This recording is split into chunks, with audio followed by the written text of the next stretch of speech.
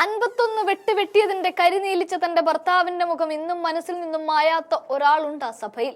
K Rama, വടകരയുടെ MP. എന്നാൽ തന്റെ ഭർത്താവിനെ കൊന്നവരുടെ മുമ്പിൽ തന്നെ നെഞ്ചും വിരിച്ച് MLA പട്ടവും കെട്ടി കെ രമ സഭയെ വിറപ്പിക്കുന്ന കാഴ്ചയാണ് ഓരോ ദിവസവും നമ്മൾ കണ്ടുകൊണ്ടിരിക്കുന്നത്. ഇനി സഭയിലെ മറ്റെല്ലാ ചർച്ചകളും നിർത്തിവെച്ചുകൊണ്ട് മുഖ്യമന്ത്രി പിണറായി വിജയന്റെ അഭ്യന്തരത്തിനെതിരെ പ്രതിപക്ഷം കൊമ്പ് കുലുക്കിയപ്പോൾ തന്റെ മണ്ഡലമായ വടകരയിൽ സംഭവിച്ച സംഭവ വികാസങ്ങളെ എണ്ണി പറഞ്ഞുകൊണ്ട് കെ രമ കത്തിജ്വലിക്കുന്ന കാഴ്ചയാണ് നമുക്കിന്ന് കാണാൻ സാധിക്കുന്നത്. സ്പീക്കർ കെ രമയ്ക്ക് ആകെ അനുവദിച്ചു നൽകിയത് 2 മിനിറ്റാണ്. ആ 2 മിനിറ്റ് കൊണ്ട് സഭയെ ഇളക്കി മറിച്ചുകൊണ്ടാണ് കെ രമ തന്റെ കസേരയിൽ ഒന്നിരുന്നത്. ആ രംഗങ്ങൾ ഒന്ന് കാണാം. പോലീസ് ലോക്കപ്പുകൾ 3ാം മുറ കേന്ദ്രങ്ങളായി മാറുന്ന സംഭവങ്ങളാണ് സാർ സമീപകാലത്ത് നമുക്ക് കാണാൻ സാധിച്ചത്. പരാതി കൊടുക്കാൻ പോലീസ് സ്റ്റേഷനിലേക്ക് നടന്നുപോയ ആളുകൾ തിരിച്ച് ആംബുലൻസിൽ വരേണ്ട ഒരു ഗതികേടിലാണ് സാർ കേരളം ഉള്ളത്.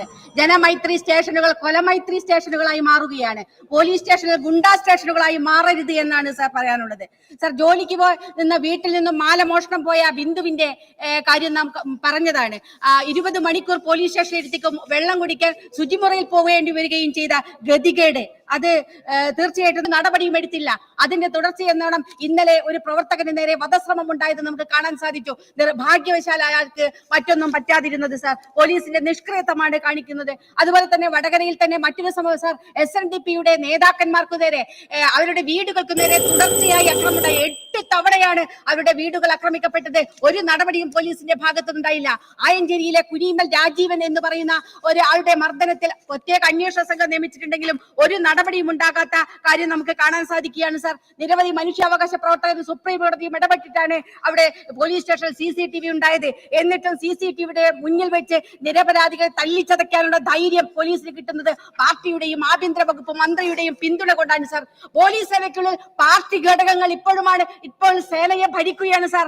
പാർട്ടിയുടെ ഏരിയ കമ്മിറ്റിയുടെ ഘടകങ്ങൾ വരെ പോലീസ് സേനയ്ക്ക് ഉണ്ട് എന്നാണ് സാർ പറയപ്പെടുന്നത്.